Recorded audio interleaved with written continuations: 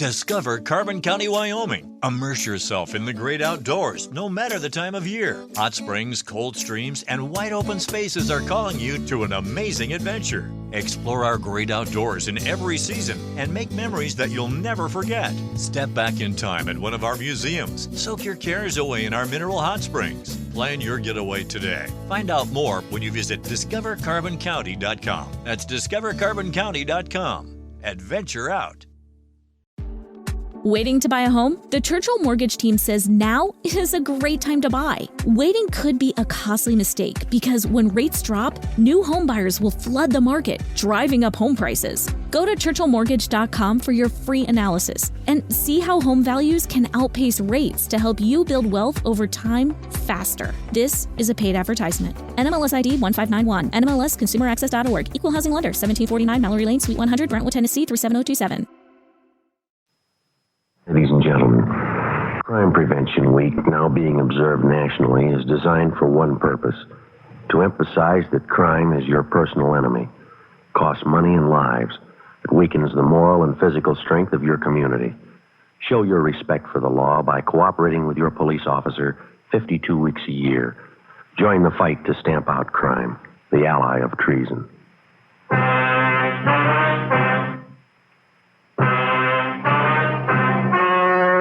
The story you are about to hear is true.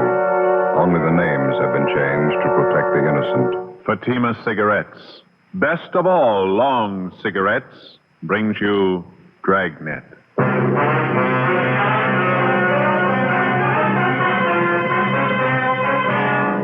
You're a detective sergeant. You're assigned to bunco detail. A husband and wife confidence team has shifted operations to your city. Their criminal record dates back 17 years. They're masters in the art of swindling. Your job? Get them.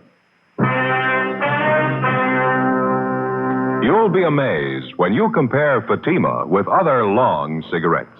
You'll find they now cost the same. But in Fatima, the difference is quality.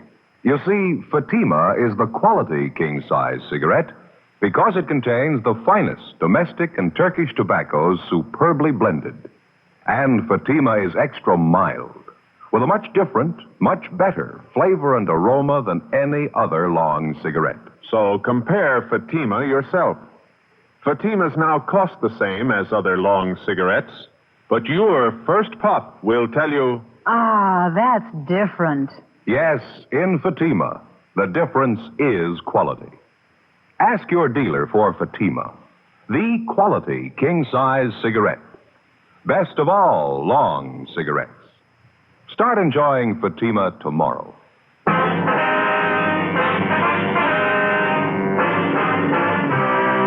Dragnet, the documented drama of an actual crime.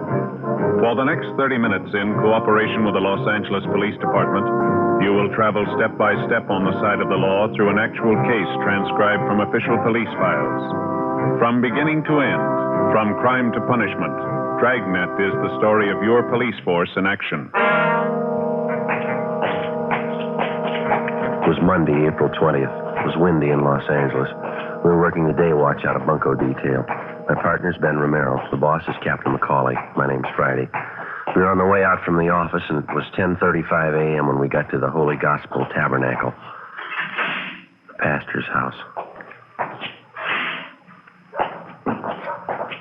Look at that palm tree. Yeah. Windstorm sure didn't do it any good. Well, it was really blowing last night. Woke me up a couple of times. Yeah, not me. I slept like a baby.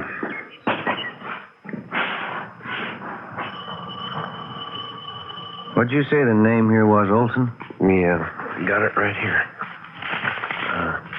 Reverend Andrew Olson. Mm-hmm. Doesn't seem to be anybody at home. I'll try it again. Mm-hmm. Huh?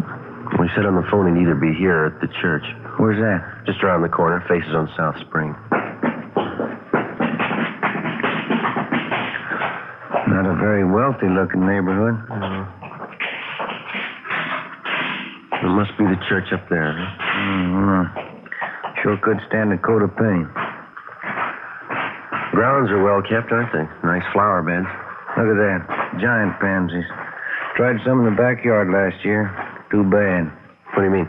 Giant snails. I sliced them right off at the roots.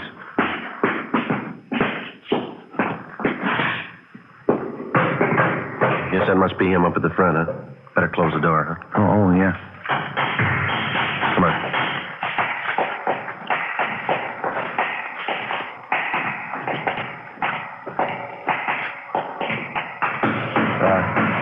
Excuse me, sir? Oh, didn't see you. You the Reverend Olson? Yes, can I help you? My name's Friday, Reverend. I talked to you on the phone. Oh, yes, Sergeant. And this is my partner, Sergeant Romero. How do you do? Sorry, that night. Sergeant Merrill? No, that's Romero, Reverend. Oh, excuse me, Romero. Didn't expect you so soon. A little busy here fixing the pulpit. It happened last Sunday. What's that, Reverend? I guess I got carried away with my sermon. Quite a commotion. Oh? I leaned forward in the pulpit. This whole section here just splintered and broke right off. Ruined my whole sermon. Well, I can finish this up later. Have a chair there, officers. No, Thank you very much.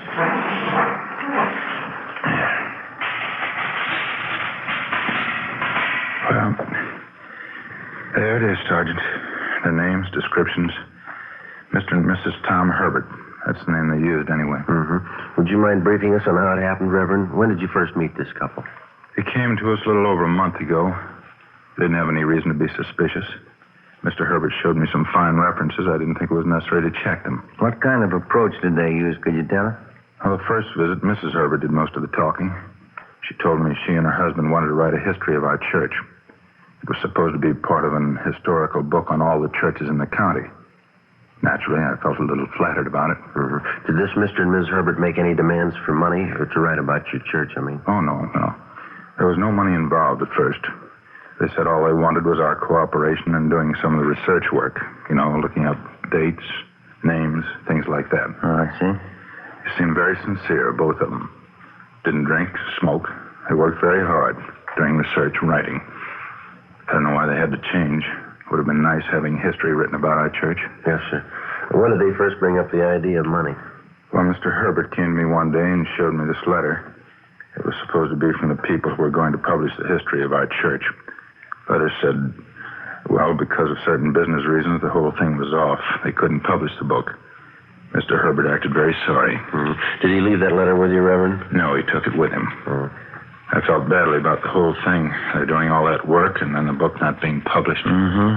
Well, did the Herberts broach the idea of you and the church putting up the money to print the book? Well, no, not exactly, but I guess they gave me the idea. How do you mean? They suggested that I talk it over with the church board, so I did. We all agreed it'd be a shame to give up the idea of the book after so much work had gone into it. Is that when you agreed to finance the book? Well, the board and I did, yes. It's all my fault, though. I helped persuade them. And the money came out of church funds, is that it? As a matter of fact, it didn't.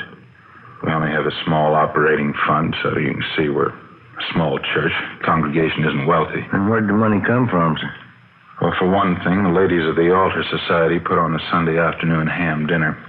It made some money, and then the Herberts suggested we help sell advertising to pay part of the cost, so we did that, too. It still wasn't enough. Well, exactly how much did you turn over to the Herberts? $804.61. I had to borrow $350 from the bank to make it. It'll all have to be paid back. People who paid for their advertising, too.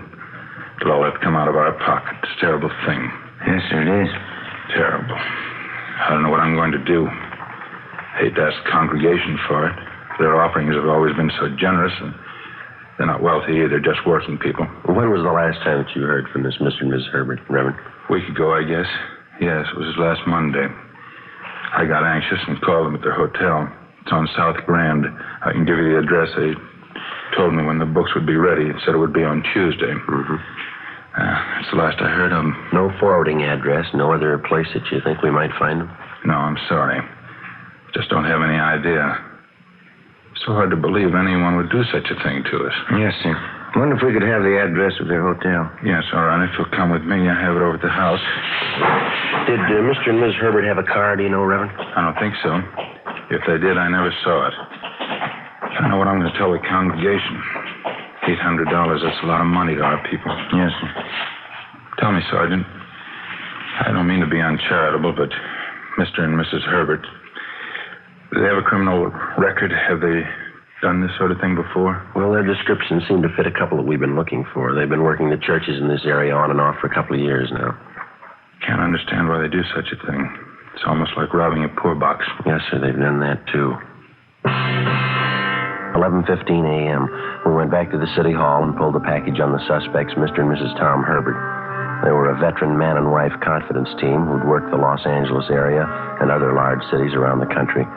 Their specialty seemed to be swindling churches and clergymen. Over a period of 17 years, they'd piled up a long record involving frauds and various bunco games, but they'd only been brought to trial once. The case had been dismissed for lack of sufficient evidence. 11:35 a.m., we took mug shots of Mr. and Mrs. Herbert out to the Reverend Olson, and he identified them. We checked the hotel on South Grand where they'd been staying. No leads. We got out a local broadcast and an APB on them. Together with the sheriff's office, we sent a special bulletin about the Herberts to the pastors of the different churches in the city and county. From the list of names on the mama sheet, we began checking out all the known friends and relatives of the suspects. One of them was a Clyde Harris, proprietor of a physical culture school out in the Wilshire district. 1 p.m. Tuesday, we drove out to talk to him.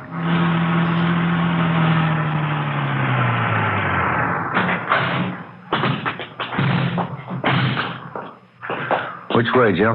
Right down the street, the blue and white sign there. Oh, yeah. Venus School of Physical Culture. I can make you an all-American girl, Clyde Harris, manager. This looks like the office here. No, we're supposed to meet him in the gym. That's next door. Oh. Yeah, here. No, go ahead. Oh, yeah.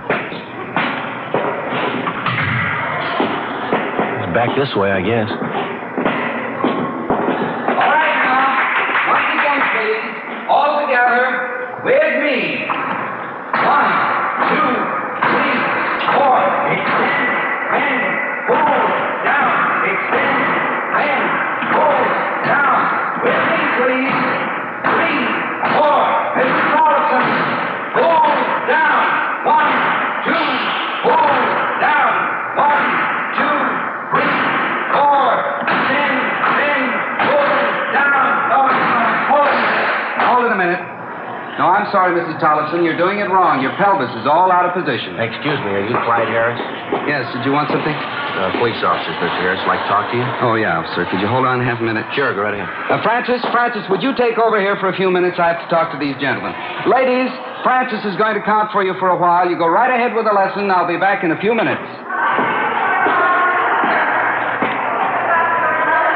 Back here, officers. Won't take too long, will it? No, sir, just a few minutes. Sorry to interrupt your lesson. That's all right. I just don't want to have the ladies thinking I neglect them. They pay good money for these exercises. Yeah. Here you are. Have a chair. Thank you. You said something about Tom Herbert on the phone, Sergeant. What's it all about? Well, we understand that you're a friend of the Herberts, Mr. Harris. Yeah, I knew Tom and Doris a couple of years back. Haven't seen much of them lately. When was the last time you saw him? Let's see. Must be 2-3 months anyway. Anything wrong? Well, do you know where we could locate him? I don't know for sure. Last time I saw them, they were at a hotel downtown in South Grand, I think. Yeah, South Grand right near Pico. We have no idea where they moved when they left there. No, I didn't even know they'd moved. They haven't phoned or contacted you at all in the last month or so? No, not a word. They're not in a jam again, are they? We'd like to talk to them, that's all. Would you know of any of their favorite spots around town, eating, drinking places? No, I don't think I could say. They got around quite a bit. You checked with some of their other friends around town, the Pattons, the Thompsons, Mike Runyon? What was that last one? Mike Runyon. Very good friend of the Herberts. Ben? No, I don't recall the name. Well, how could we get in touch with this Runyon, Mr. Harris? He's got a phone. Come on in the office. We'll call him if you like. Yeah, thank you very much.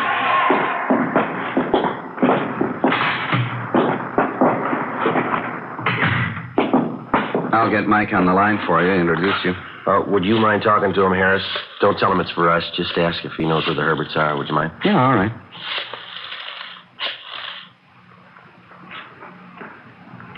No answer. Maybe. Hello, Mike. Clyde Harris, Mike. Yeah, how are you? Fine. Fine? Yeah, a long time. Say, Mike, you any idea where Tom and Doris Herbert are? Mm-hmm. Is that right?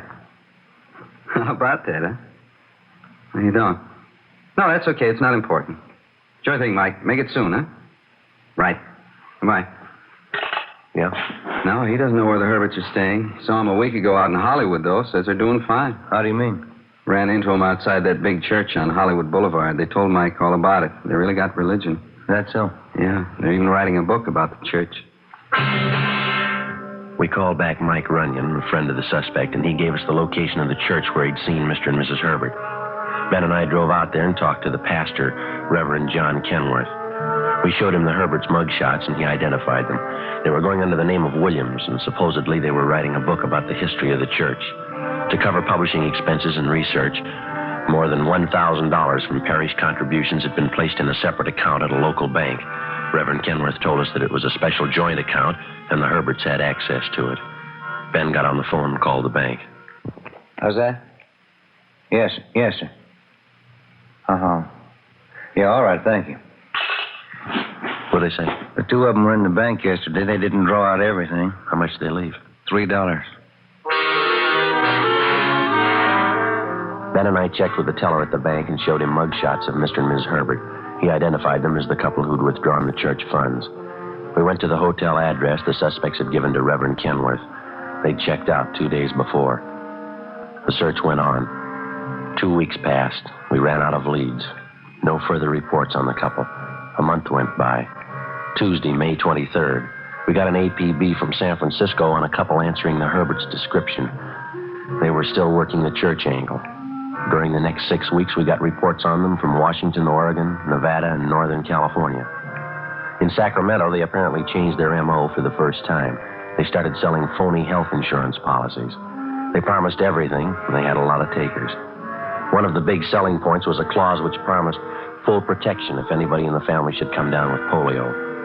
From Sacramento, they headed south to Oakland and then to Fresno. On July 10th, the complaints started to come in, and we knew the Herberts had moved into Los Angeles with their health insurance racket. One of the first victims was a Carl Fogarty. He lived out in the Westlake area. There's a policy they gave me, Sergeant. Apex Health Insurance. Not worth the paper it's printed on. When did they sell you this, Mr. Fogarty? You remember? 3 weeks ago, I guess. Never would have known it was phony if my boy hadn't come down with polio. How's he getting along? Not too good. Right leg. He's got it bad there. It's not as if we don't have enough grief. We got to lose out on this bum insurance. You mind if I take a look at that policy, sir? No. Go ahead. Here you are. Thank you. Yeah, same outfit, Joe. Apex Health Insurance. Same phony address. Yeah. Would you remember the man who sold you this, do you think? I think I would, yeah. I wonder if you'd mind looking through these pictures, Mr. Fogarty? Mm-hmm. Not at all. Just look at them carefully, if you will. Mm-hmm. Mm-hmm. Yeah, this one. That's him. I remember. Who's he? His name's Herbert. When he came in to sell you this policy, was he alone? Yeah, he was. Had a real good sales talk. How much did you pay for the insurance? Well, let me see. $43 and some odd cents. I remember that because I cashed in a war bond, and then I took $5 out of the rent money. Outside of this policy here, you have no other papers that the man might have given you? No, nothing but this business card here. Mm-hmm. He gave me that. You see here, the same name, Apex Health Insurance. Yeah. Well, thank you very much, Mr. Fogarty. We hope your little boy pulls out of it all right. Yeah, thanks.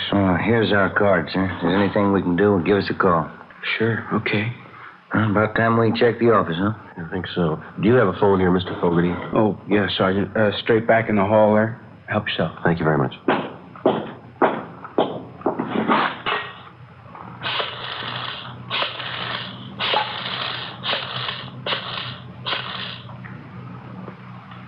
$2572.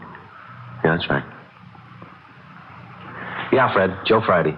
Anything for us in the book? West 7th. Yeah, okay. Right. Thanks, Fred. Anything doing? It looks pretty good. Office got a call from a printing shop out on West 7th. The manager's got an order he's not too sure about. How do you mean? It's for a batch of letterhead stationery, business cards. Yeah? For who? Apex Health Insurance.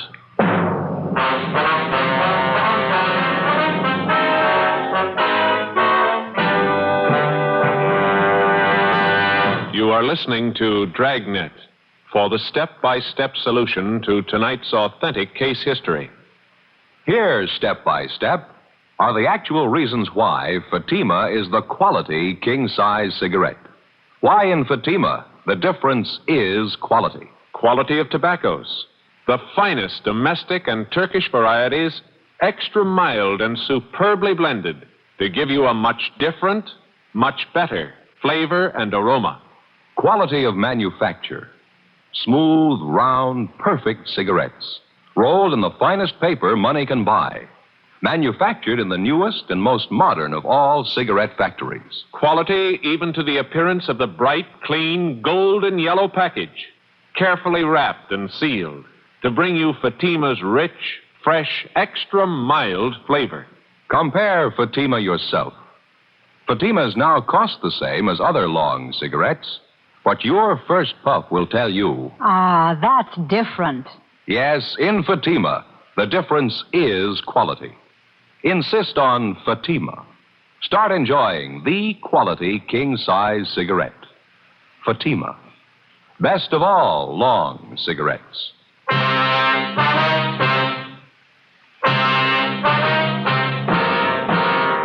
Wednesday, July 10th, 4 p.m. Ben and I drove back downtown to the printing shop on West 7th Street and talked with the manager. He told us that the order for stationery and business cards for the Apex Health Insurance Company had been placed 2 days before. He said he'd become suspicious after reading a story in one of the newspapers about the polio insurance fraud. He also said that the customer who'd ordered the stuff was a woman. She told him that she would call and pick up the order on Friday. We showed the manager a handful of mug shots. He could give us only a partial identification of Mrs. Herbert's picture. We called the office, told them we were going on stakeout, and arranged for a relief. Ben and I spent the rest of Wednesday and all day Thursday and Friday in the rear of the print shop, where we could keep an eye on everyone entering the place. Friday, 6 p.m. No sign of the Herberts. Not a trace. Saturday, the same. No sign of either one of them. Monday, more waiting. The suspect stayed away. Tuesday, 3:30 p.m. I went out the rear door, went down the street and got some cigarettes, and then I headed back for the print shop.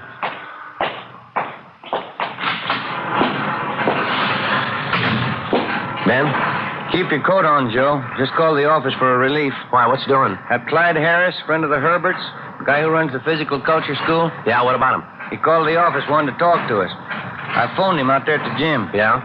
He told me he was out drinking last night, and he met Mrs. Herbert at a bar. She was alone. Did he tell you where to find her? The Greenwood Apartments, 603. When the relief men arrived, Ben and I left and drove across town to the Greenwood Apartments on Taylor Street. It was a 3-story frame building set back from the sidewalk behind a sloping lawn lined with a box hedge. We checked the names on the mailboxes. The name T.J. Bronson was listed for apartment 603. We rang, but there was no answer. Better try the manager, huh? Yeah. It's a nice place. The insurance racket must be paying off for him. Here we go.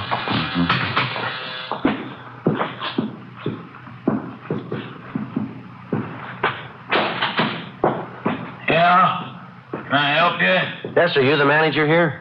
That's right. Thatcher's my name. Can I help you? Police officers, Mr. Thatcher. We're trying to locate the people in 603. Oh, that crazy woman tried to blow up the place last night. Why, what do you mean? Mrs. Bronson, she came in drunk about 2 a.m. No sense at all. About 3 a.m., the folks in 601 called me and they said they smelled gas.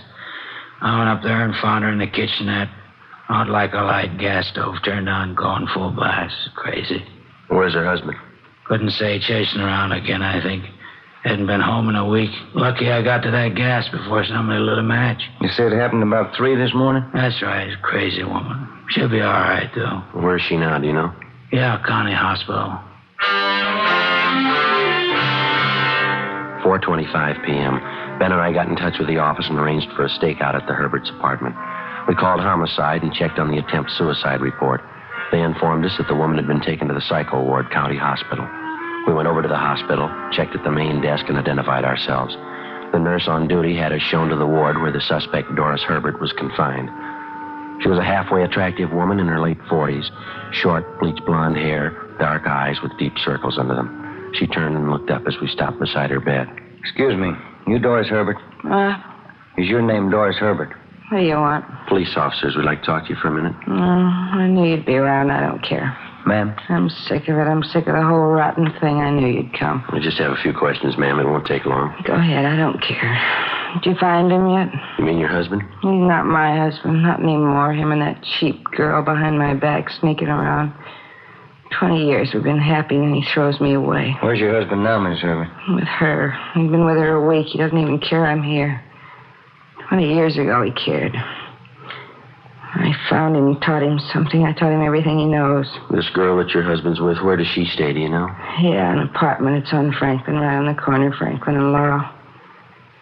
You were close, weren't you? You knew it was us. What's this girl's name? Marie Daly. I saw her with him. Tell me something. Yeah. You know it was us, Tom and me, the insurance? Yeah, we knew it was you. I didn't like it. It wasn't a clean game. Tom's idea. We made money, but I didn't like it. It wasn't clean. All right, Miss Herbert, we'll talk to you later. No, not me. I'm going to die. I'm going to die and forget all about it. You just be sure and get him, won't you, Tom? I tell him everything he knows. Get him. You're sure about the address? Yeah, I'm sure. Tell me something. Why do you have to do it to me? Throwing me away, lying, taking that cheap girl. Why'd you do it to me? Well, you ought to have an idea. Huh? You taught him everything he knows. Before we left the hospital, we made arrangements to have Doris Herbert transferred to the prison ward. 5 p.m., we drove out to the apartment house at Franklin and Laurel and checked with the landlady. She told us that Tom Herbert's girlfriend, Marie Daly, had checked out of her apartment the day before. She said the Daly girl had a middle-aged man with her. We showed the landlady Herbert's mugshot, and she identified him as that man. She had no forwarding address on her, but she did remember the name of the express truck that called to pick up the Daly girl's baggage. We checked with the express company and found that the trunks had been taken to the Lockheed Air Terminal. We started calling the airlines. 6:30 p.m. We finally got a report that a man answering Tom Herbert's description had booked passage for two on a flight to Mexico City. The plane was scheduled to leave at 8:35 that night. Ben and I drove out to the airport and went on stakeout. 8:15 p.m. We waited. 8:20. No sign of them. United Airlines mainliner flight 649 from Denver and intermediate cities. Now Getting a little late, huh? Yeah, it's 8:24. They're cutting it close. Going in the bar, Joe. Take a look. Yeah, that's them. Let's go. Not hard to spot. What's the matter with the girl? Looks pretty drunk. All right, come on. Bourbon and water, huh, Marie? Is that what you want? Bourbon water, yeah. Haven't got much time. We don't want to miss that plane. We won't miss it. You, Tom Herbert? Yes, what is it? Police officers like to talk to you downtown. Just a minute. This must be some kind of mistake. No mistake, Herbert. We talked to your wife. Let's go. What is it, Tom? What do they want? Nothing. It's a mistake. Now, look, officers, I don't know what this is all about, but we have to get a plane, the 8:35. I can't go downtown with you. Can't we talk it over here? I'm sure we can straighten this out. Your wife copped out, Herbert. Now, let's make it easy, huh? Come on, lady. What's he talking about, Tom? A wife? What does he mean? I told you it's a mistake. Now, be reasonable, huh, officer? All we want to do is take a trip. We've been planning on this. New clothes, new luggage. Here's your hat. Our car's outside. It's a mistake. You can't do this. We planned on it. We've been waiting a long time for this. Yes, sir, so have we. Come on, let's go.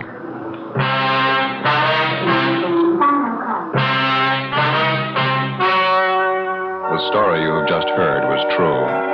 Only the names were changed to protect the innocent. On October 28th, trial was held in Superior Court, Department 88, City and County of Los Angeles, State of California. In a moment, the results of that trial. Now, here is our star, Jack Webb. Thank you. Friends, each week we're honored with letters from listeners all over the country. Letters telling us that you've bought Fatimas and you find them the best of all long cigarettes. Well, thanks to you and the many thousands of other smokers who have switched to Fatimas, I'm happy to report that more people are now enjoying Fatimas than ever before. January sales figures just released show that in the East, Fatima sales are up 56%. In the Middle West, sales up 133%.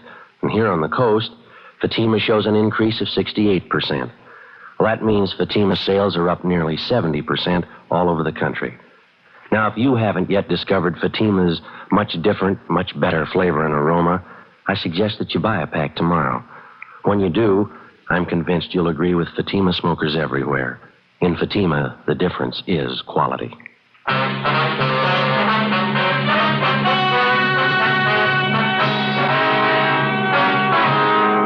Mr. and Mrs. Tom Herbert were tried and convicted on several counts of grand theft. They are now confined in the state penitentiary for the term prescribed by law. Grand theft is punishable by confinement for not less than 1 nor more than 10 years. You have just heard Dragnet, a series of authentic cases from official files. Technical advice comes from the Office of Chief of Police W.H. Parker, Los Angeles Police Department. Fatima Cigarettes, best of all long cigarettes, has brought you Dragnet, portions transcribed from Los Angeles. David Harding, Counter Spy, solves an exciting case next on NBC.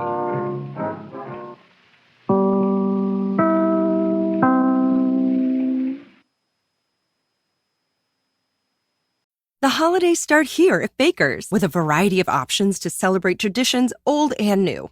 You could do a classic herb-roasted turkey or spice it up and make turkey tacos. Serve up a go-to shrimp cocktail or use Simple Truth wild-caught shrimp for your first Cajun risotto. Make creamy mac and cheese or a spinach artichoke fondue from our selection of Murray's cheese. No matter how you shop, Baker's has all the freshest ingredients to embrace all your holiday traditions. Baker's, fresh for everyone. Hello, it is Ryan, and we could all use an extra bright spot in our day, couldn't we? Just to make up for things like sitting in traffic, doing the dishes, counting your steps, all the mundane stuff. That is why I'm such a big fan of Chumba Casino. Chumba Casino has all your favorite social casino-style games that you can play for free anytime, anywhere with daily bonuses. That should brighten your day a little. Actually, a lot. So sign up now at ChumbaCasino.com. That's ChumbaCasino.com. No purchase necessary. VGW Group. Void where prohibited by law. See terms and conditions. 18+.